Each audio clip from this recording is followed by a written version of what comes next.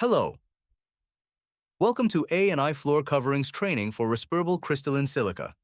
Today we will discuss what it is, how you may be exposed to it, the different health effects that come from breathing in silica, and finally, various methods of controls that we have in place to protect our workers. Let's get started. What is respirable crystalline silica? Crystalline silica is a naturally occurring mineral that is generated when power tools are used to chip, cut, saw, drill, grind, sand, or crush crystalline silica-containing materials. Silica dust contains respirable particles of crystalline silica. These particles are very small, about 100 times smaller than a grain of sand found on the beach. Crystalline silica is found in many materials used in construction. This includes natural materials such as sand, rock, and stone. It also includes man-made materials such as concrete, brick, block, mortar, tile, and artificial stone. You might be wondering, how does this affect me? Here, you will see an image of all the steps in our flooring process that may expose you to crystalline silica dust. The list shows VCT PVC conversion, hone and polish, hand grinding, scarifying, and cutting joints. Please use extreme caution when performing these tasks, as breathing in silica can increase employees' chances of developing lung diseases, including silicosis, lung cancer, and chronic obstructive pulmonary disease, COPD. It also increases their chances of developing kidney and autoimmune diseases. The higher the levels of silica that employees are exposed to and the longer they are exposed to it, the greater the chances of developing these diseases. Silicosis and COPD are lung diseases that are permanent and not curable and can become deadly or disabling. Less than 16% of people diagnosed with lung cancer live longer than 5 years.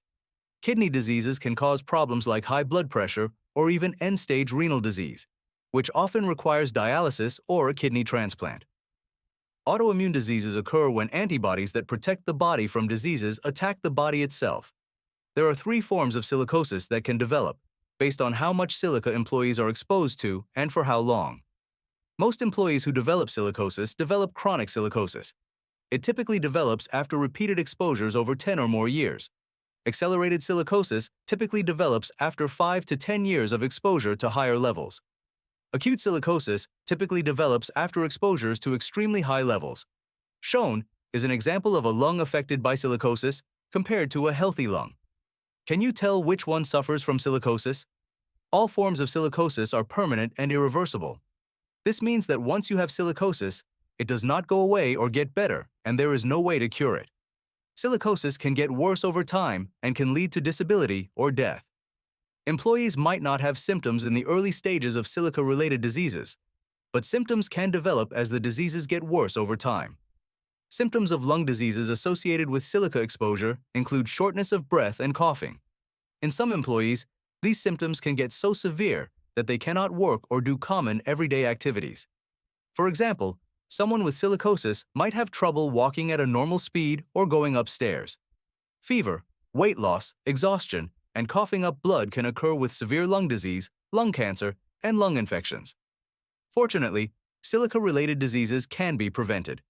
What can you do as a worker to avoid developing silicosis or other diseases? The most effective method to eliminate silica-related diseases is by following Table 1. What is Table 1? Table 1 is a regulatory guideline listing construction tasks that generate high levels of respirable crystalline silica and specify exposure control methods to protect workers. Table 1 is composed of engineering controls and work practice controls. The 3 major types of engineering controls for silica dust are wet methods, vacuum dust collection systems, and isolation. Wet methods involve using water to keep dust down and out of the air. These pictures show an employee cutting concrete block with and without the use of water. Do you see the difference? Now, let's talk about work practice controls. Work practice controls involve doing tasks in ways that decrease exposures. Our examples of work practice controls are fixing equipment that is not working properly, checking water levels while creating slurry, confirming filters are in good condition, and running daily equipment checks. What flooring equipment is directly listed under Table 1? That list includes handheld grinders, walk-behind floor grinders, concrete scarifiers, joint saws, or any tool designed to grind, cut, hone, polish, or demo concrete. This means that all these tools are designed to perform actions that may expose you to silica dust. In the image above, you see someone using a hand grinder. Can you identify what Table 1 engineering control is being used to eliminate airborne silica dust? That's right. It is the HEPA-filtered vacuum that is attached to the hand grinder. Now let's move on to permissible exposure limits, or PEL. The permissible exposure limit is A&I floor covering's additional way of protecting worker health. It refers to the highest measurement level of silica dust permitted to be in the air while we work on a job site. The PEL that we follow is 25 micrograms of respirable crystalline silica per cubic meter of air, averaged over an 8-hour workday. Let's take a glance at what that looks like. Pictured here is what 500 micrograms of respirable crystalline silica looks like next to a dime. What can we do if we notice a higher amount of silica dust floating in the air than pictured here? Under A&I policy, if you see visible silica dust in the air, we must stop work immediately and notify management. Additionally, we must take necessary steps to correct the high silica working conditions when it is safe to do so. So, what are some methods we can use to eliminate the silica dust in the air? After we stop work, we will look at our work control methods that are in place. Ask yourself, am I using enough water? Is my HEPA vacuum working correctly? Is the filter bag attached to my vacuum in good conditions? If you answered no to any of these questions, then you likely identified the problem. Take some time to reevaluate each of these items and make changes to ensure you are working safely. Take a look at these pictures. Here, you can see that we have our silica controls in place, and we are ready to continue working. Now let's go over another work method control: proper housekeeping. There are some common housekeeping practices that may lead to silica dust exposure. Please remember that these housekeeping methods are forbidden when it comes to cleaning up crystalline silica dust. Dry sweeping and dry brushing.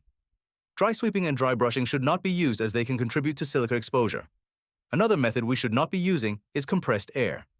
Compressed air should not be used to clean surfaces, as it will only expose the worker and those around him to airborne silica dust. What methods of housekeeping should we use that will not expose you or others to airborne silica dust? Proper housekeeping methods include using HEPA-filtered vacuums, using wet cleaning methods such as wet sweeping, and making sure we are disposing of our slurry correctly. When you use water, it can eliminate all potential silica dust hazards. If you have any questions, please ask any member of the A&I team. It is every employee's responsibility to create a safe work environment for themselves and for others around them.